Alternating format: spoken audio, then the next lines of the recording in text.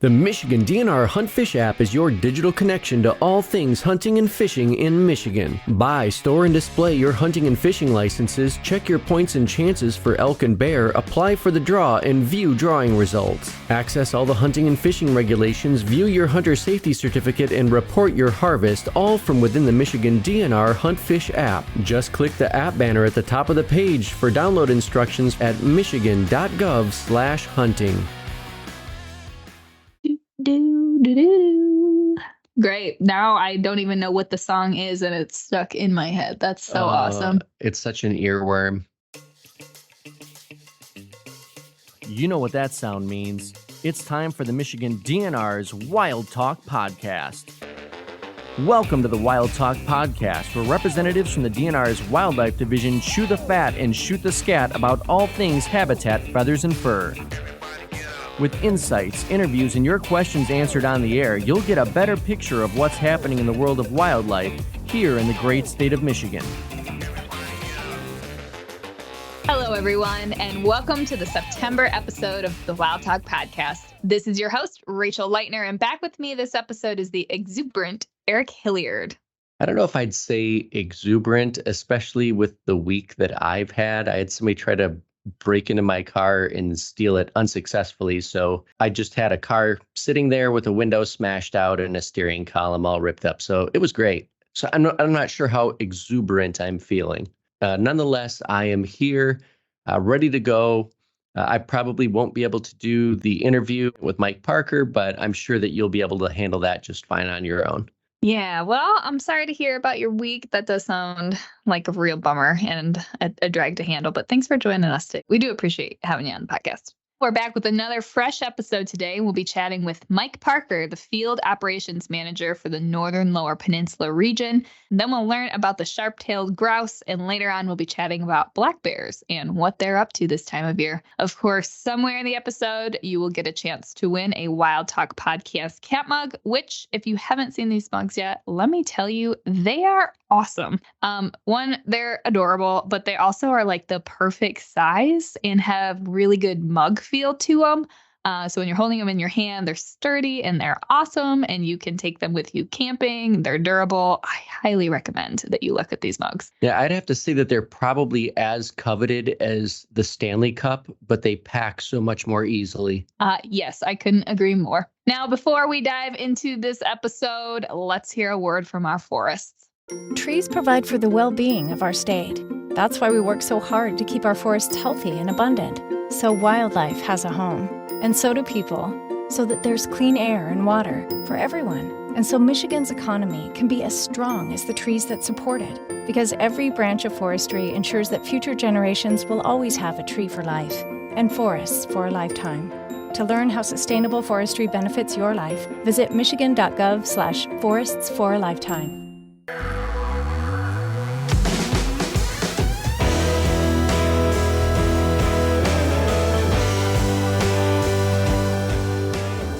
We're joined today by Mike Parker, the Field Operations Manager, to chat about the awesome work going on in the Northern Lower Peninsula region. Thank you so much for joining us.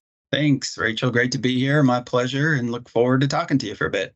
Can you tell us a little bit about your backstory? I just started this position back in April. Great opportunity for me. Really excited to be in the north. So my primary role here is I'm supervising our staff in the northwest part of the region. So I'm covering staff out of Gladwin, Roscommon, Baldwin, Cadillac, and Traverse City.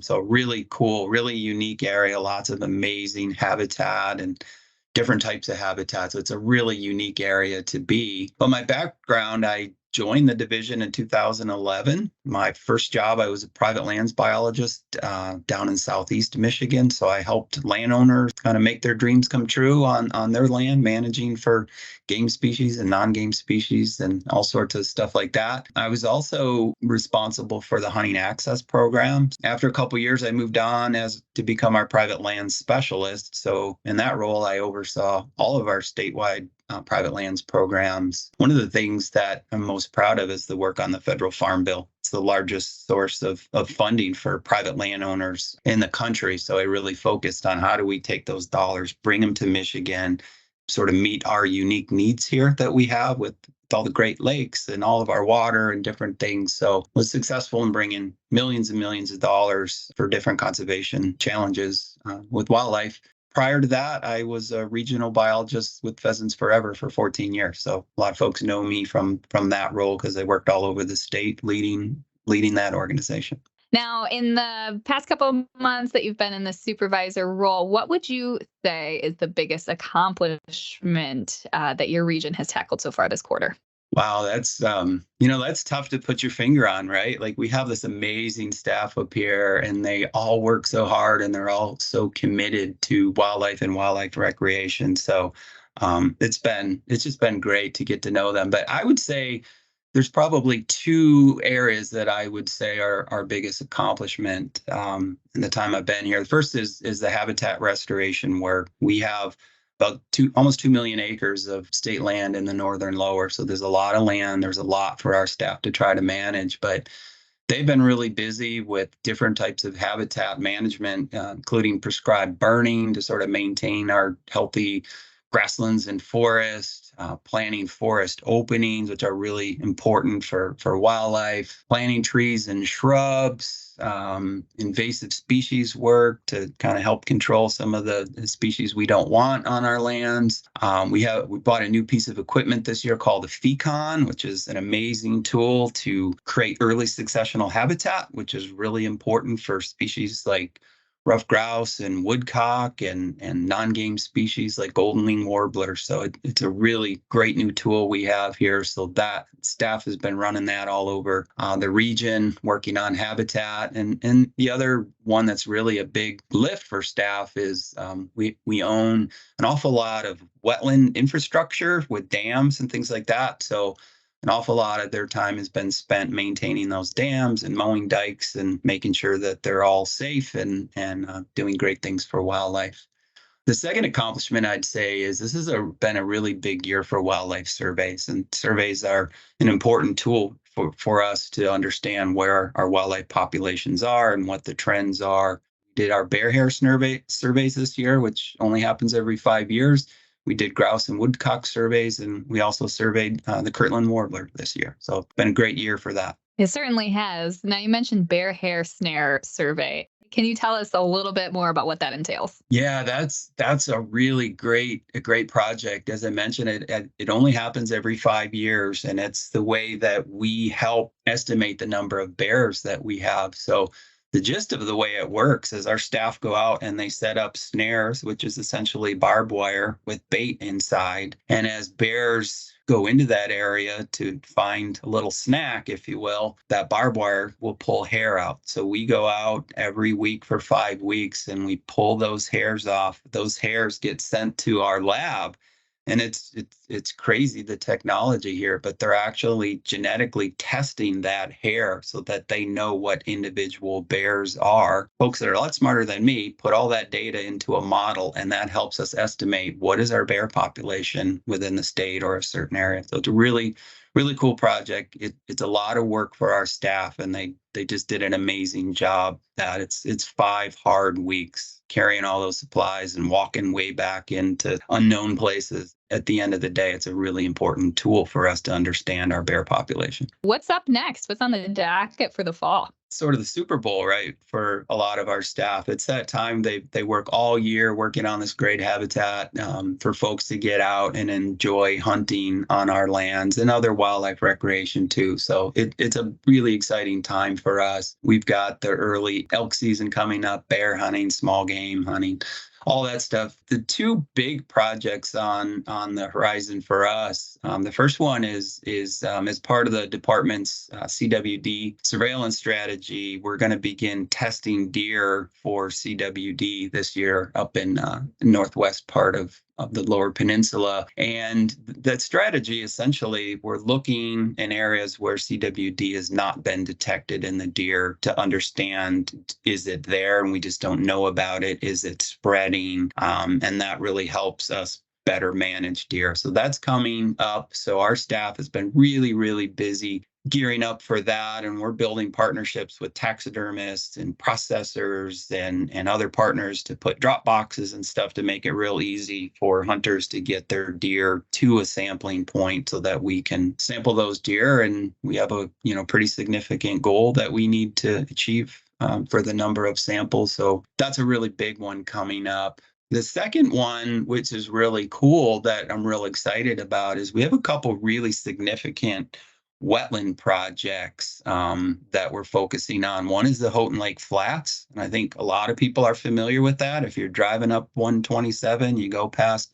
Houghton Lake, you see that big, beautiful marsh complex there, and there's the osprey boxes out there, and so it's a pretty popular area. We're currently undergoing a pretty significant project there. We're looking at redoing the way we're able to control the water there with new pumps and that. And also the Manistee Marsh, very similar project, very showy project right on M55 outside of the city of Manistee. But another really unique wetland area there. What we're really looking to do, something a little different, is engage like our local communities. And how can we engage a community to partner with us in these areas to make them more accessible to the public so that we can have folks using these areas throughout the year, not maybe just for hunting in the fall. So we're hoping that communities and other partners will get involved and maybe help us with building trails or parking areas and things like that. So we're really excited in the coming year to see where those projects are going to go and how we can really enhance some partnerships with local communities to make these areas, the best that they can be.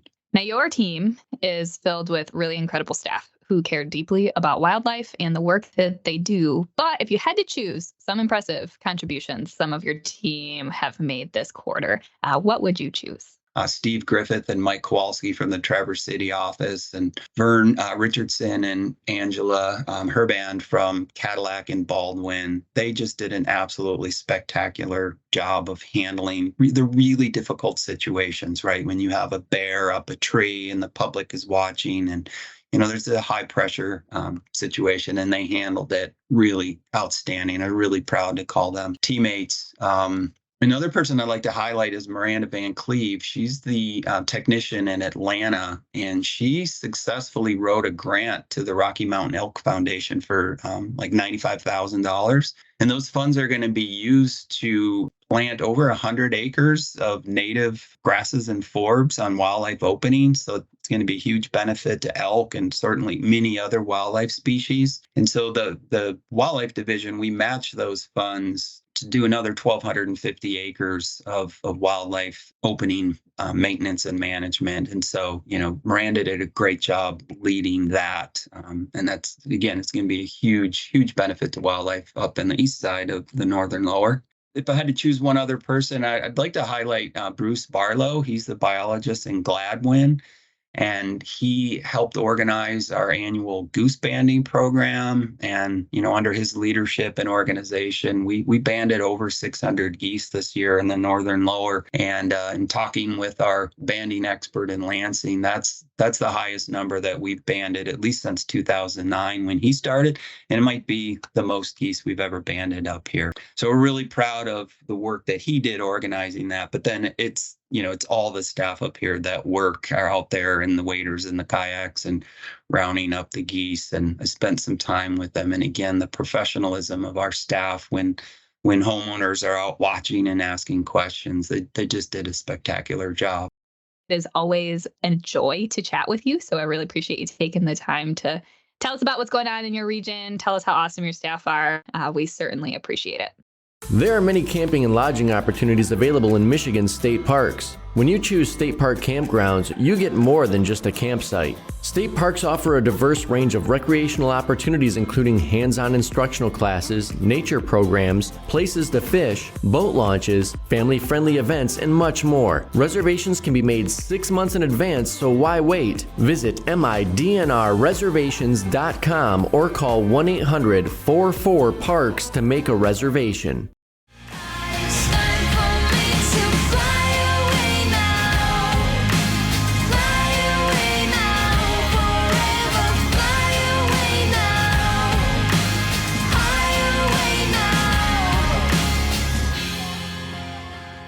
Welcome back to Wild Talk. This month's All Things Feathers segment is about the sharp-tailed grouse. An interesting tails. Ooh, do do do do do do do. Sharp tails. We've entered the bonus mug me question. Who knows what famous cartoon, if you're in your late 30s, early 40s, you probably can recognize it. So yeah, see, just throw it in there as a bonus when you go to answer the mug me later. And you can just say, oh, by the way, the little cartoon ditty in Weird Al type fashion that Eric sang was from this cartoon. Let's hear it one more time. Sharp tails. Ooh, do do do do do do do. Sharp tails. I am every bit of millennial and I have no idea what that is. But if you do, let us know. Back to your regularly scheduled programming. We're talking about sharp-tailed grouse here. So this interesting little critter is found in Michigan, but primarily in the eastern counties of the Upper Peninsula, and is most known for its flashy courtship displays and its very unique behavior and appearance. Now, these small birds are described as tubby, chicken-like birds with small heads, a small bill, short legs, and pointed, sharp tail feathers, hence the name. Small bill or small beak? On-the-spot research through the Cornell Lab All About Birds website. A tubby chicken-like bird with a small head, small bill. They did say small bill. It's in the description for it. Why would you refer to that as a bill and not a beak? Is it beak versus bill? The words are synonymous. Ornithologists tend to use the word bill more often than beak. Some people use beak when referring to songbirds and pointed bills, and bill when discussing birds like ducks with more fleshy beaks. However, both words are used in reference to a wide variety of species. Yeah, the more you know. That is interesting. So bill or beak, you get to choose what you refer to that mouthpiece as. So they do have a small bill or small beak, whatever your preference is. They also have short legs and pointed, sharp tail feathers, hence the name. So these birds are comparable in size to that of a crow. Physically, they have a mottled overall plumage of brown and gold and white, and then an undertail and a belly that is all white. They do have some really unique physical characteristics, such as these large purple air sacs on the sides of their necks. Now, these are an extension of the esophagus, and males can inflate them on both sides of the neck. Now, these sacs are not just for decoration, but rather they amplify the male's cooing courtship call during the breeding season. And they actually can indicate how overall healthy the male is. So it's like a barometer for health and appeal and appearance during the breeding season. And it's very unusual. It looks like there are two large purple water balloons on both sides of the neck. And if that's not interesting enough, sharp-tailed grouse also grow these fleshy projections on their toes, and they're called pectinae, or if there's only one, pectina. And what they do is distribute the bird's weight as it walks across unstable surfaces, such as in like snowy fields. And I think one of the best ways to picture this is like having weighted sandbags on the top of their feet that can fluctuate in size and weight to make sure that their feet stay balanced while they're walking across some uneven ground. That's really strange. So it's almost like they've got foot bags and then they've got neck bags. They have a lot of baggage. Brum bum. Now, similar to other grouse species, sharp-tailed grouse will sometimes build tunnels through the snow for their night roosts. The tunnels will provide protection from predators and insulation against the cold. So usually they build these tunnels in the winter months because they do stay here year-round. And so sharp-tailed grouse are found here through the winter, and we all know wintertime in the Upper Peninsula gets a lot of snow. So interestingly, they will build these little adorable tunnels through the snow to be able to move through and stay hidden from predators and insulated and warm from the cold elements. Now, we mentioned they have these really awesome physical characteristics that go on display during the breeding season, but also they have really interesting behavior during this time as well. So sharp-tailed grouse are spectacular dancers, and during the breeding season, which is in the early spring, these birds will gather on their open display grounds. These are called leks, L-E-K-S. It's this very specific type of grassland habitat that these birds will gather out on. And this is where the grand courtship show will begin. So females will watch intently as males bend low to the ground. They'll raise their pointed tails skyward and stamp their feet so fast they become a blur of feet and feathers, all while inflating those large purplish air sacs to make these quiet cooing noises for the females and the males to hear. Now, this dance is usually followed by a resting period called the freeze, where the males will then face each other and dance and freeze in these perfectly synchronized fashions. They are essentially having a dance-off. Yeah, it's crazy how fast those feet move. If there was going to be a soundtrack to go along with that, I think She's a Maniac from the movie Flashdance is what immediately comes to mind because the feet are just going crazy. Indeed. Yeah. Now, males will also dance battle with each other when their territories are crossed. Only a few males, mostly the older males, will be accepted by females for mating. And these males appear to be the most prolific dancers and usually have territories near the center of the dancing ground. After mating, females will select the nest site in a grassland with brushy cover that's usually less than a mile from the lek where the dancing grounds are. In a place where the vegetation is at least 3 inches high so that it's pretty concealed from predators.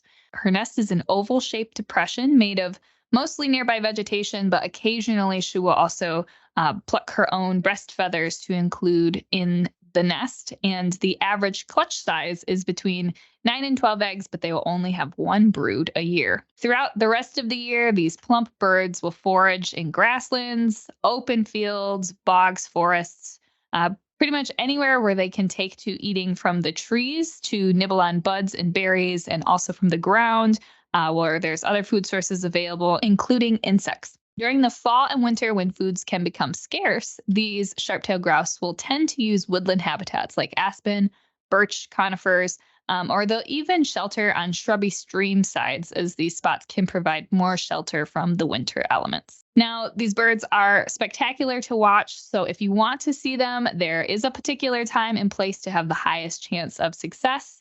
And that, again, is in the springtime on their lekking grounds in the early spring, when you're likely to be treated to just an absolutely captivating show of the males dancing and scuffling and cooing and the females watching from the sidelines, hoping to select a prime mate. Rachel, I'd like to talk about the sharp-tailed grouse hunting season. I'm so glad you brought that up. There is a sharp-tailed grouse hunting season in the Eastern UP every year. Now, this season runs from October 10th through the 31st in Zone 1. And it's mostly in portions of the Chippewa and Mackinac counties. In addition to having a valid base license for hunting sharp-tailed grouse, a free sharp-tailed grouse stamp is also required. You can learn more about hunting seasons in the Michigan Hunting Regulations Summary at michigan.gov/hunting. And Rachel, when we talk about a sharp-tailed grouse stamp, we're not talking about a physical stamp like a duck stamp, for example. Correct. It is not a physical stamp. It's just an endorsement that will show up on your license. You'll be able to see that you've acquired the free stamp, but it'll just be like a sentence on your base license. Well, that concludes our All Things Feather segment. You'll want to stick around next because we'll be talking about all things fur. Find a new fishing spot. The Family Friendly Fishing Waters map shows family-friendly fishing locations across the state that are easy to access and have a high likelihood of catching fish. You can filter locations by what type of fish you want to catch or whether you want to fish from a boat, a pier, or the shore. You can even filter by amenities like swimming availability and restrooms, as well as entry fees that may apply. To find out more, click on Family Friendly Fishing Waters at michigan.gov/fishing. Try to catch me howling at the moon.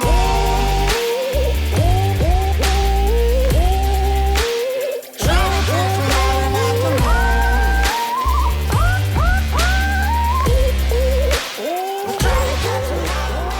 moon. It is time to chat about one of my most favorite species we have here in Michigan, the great and powerful, yet oh so shy black bear. The Ursus americanus. Yes, indeed. Our one and only Ursus species here in Michigan, and it is just a fantastic bear we have here. Now, this time of year, bears are active. Bears are chowing down right now to get ready for their overwintering. And so they are putting on the pounds as they prep their bodies to not be able to eat for several months at a time.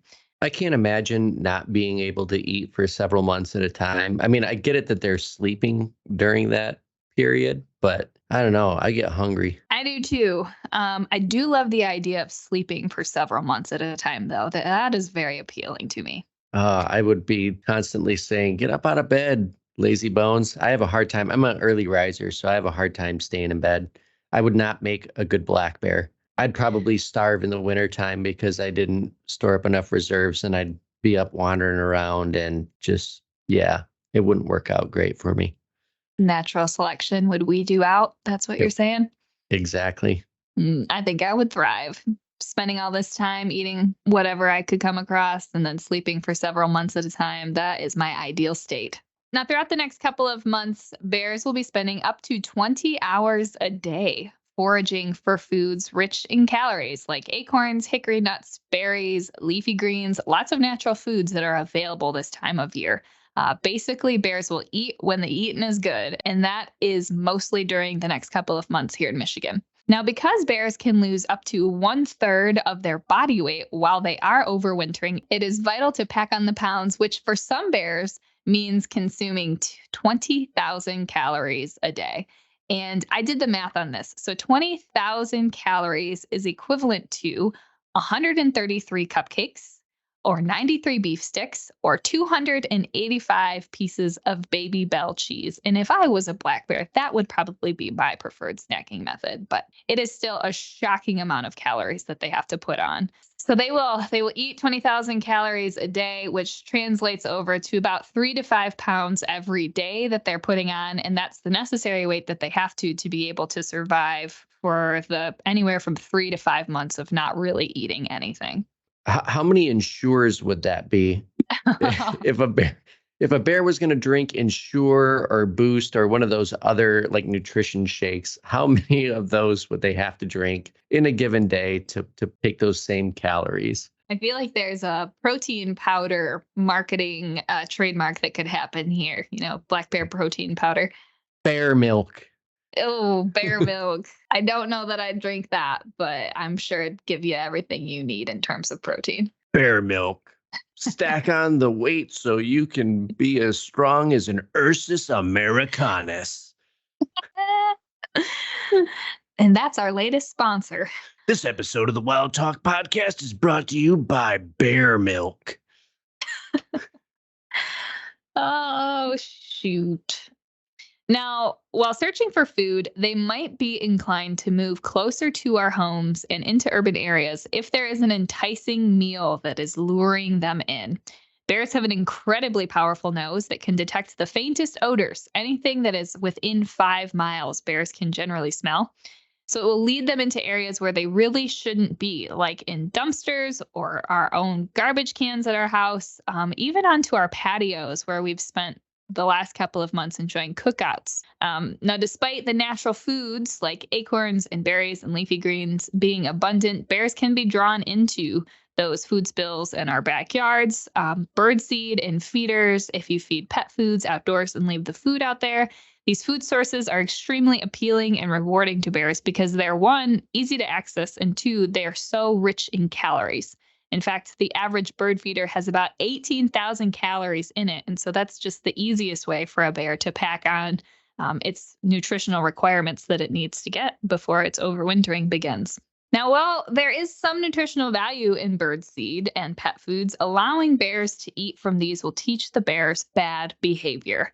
Now, bears will continue to return to locations where they found a meal, and if they continue to be rewarded with food near homes, the situation can lead to some pretty severe impacts to the bear. Bears can lose their fear of people. They can start to cause property damage. You could potentially encounter the bear in your yard, and all of these things can lead to the removal of that bear, or it can become a problem for your neighbors or a problem for other people who might experience the bear. So highly recommend removing anything that might encourage or lure the bear into your backyard. Now, we have about 12,000 bears here in Michigan, with about 10,000 of them in the Upper Peninsula. And the remaining 2,000 bears mostly live in the northern portion of the Lower Peninsula.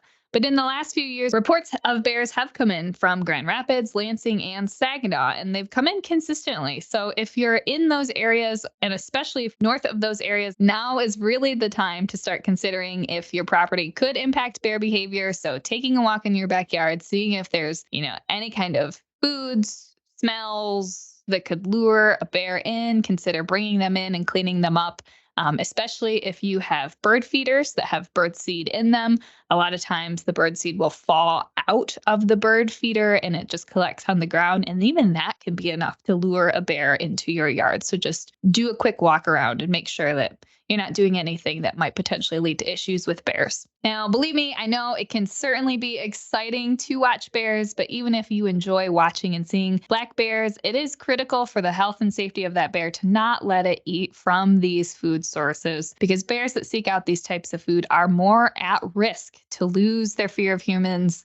It just will always lead to an unfortunate outcome for that bear. Not to mention it can lead to an unfortunate outcome for your property, especially with bird feeders, because a black bear will absolutely wreck bird feeders getting at that seed. They don't tend to be very much like the people who busted into my car and ripped out the steering column in an attempt to hotwire things. They're not overly concerned with treating things gingerly and carefully.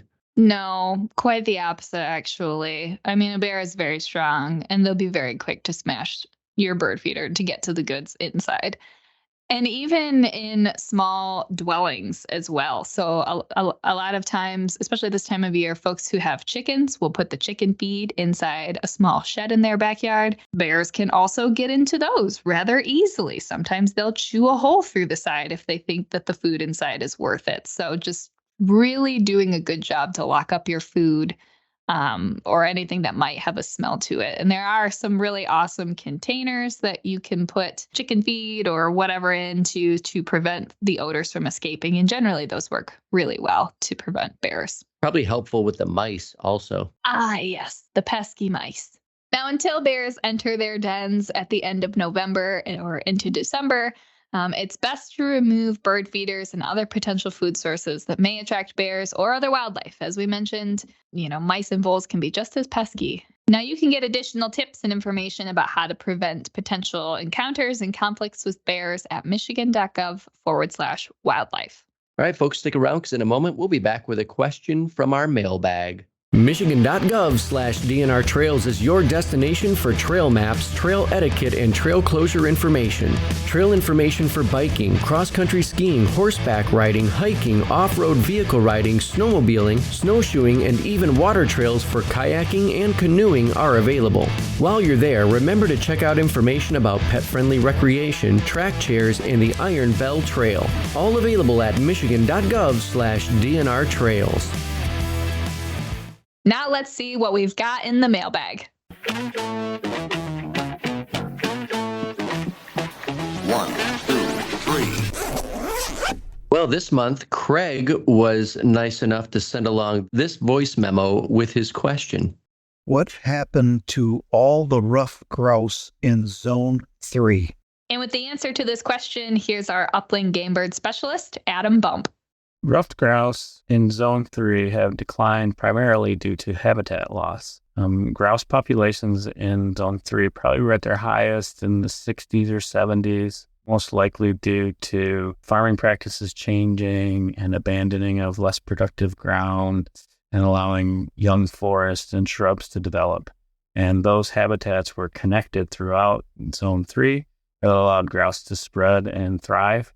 And as those forests and brushy areas matured, it reduced habitat quality and availability for grouse. So we see less grouse now in Zone 3. In places where we have large state game areas that are forested and actively managed to maintain young forest conditions, and larger blocks of contiguous forest that also have that management, we still have grouse in Zone 3.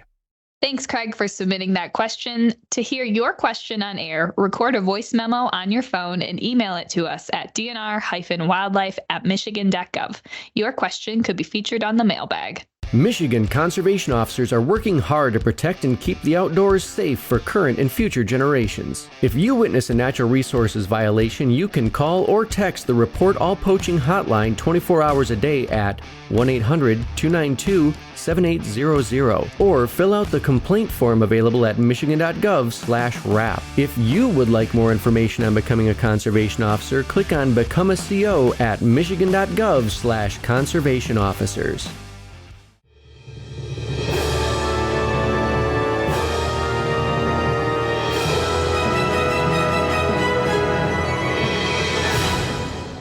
Now is your opportunity to win a Wildtalk Podcast Camp Mug. As a thank you to our listeners, we'll be giving away a mug or two every episode.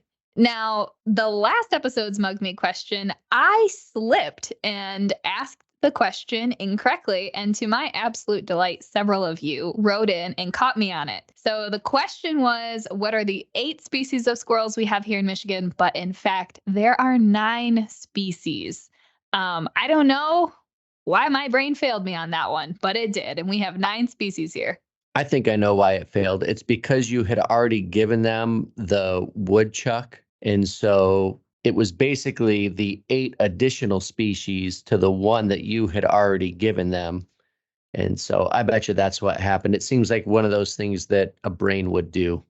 It does. Yeah, we'll go with that. That's exactly what happened. So if you did respond to the Mug Me and only responded with 8 species, then we did indeed include you in the random selection for mugs because well done.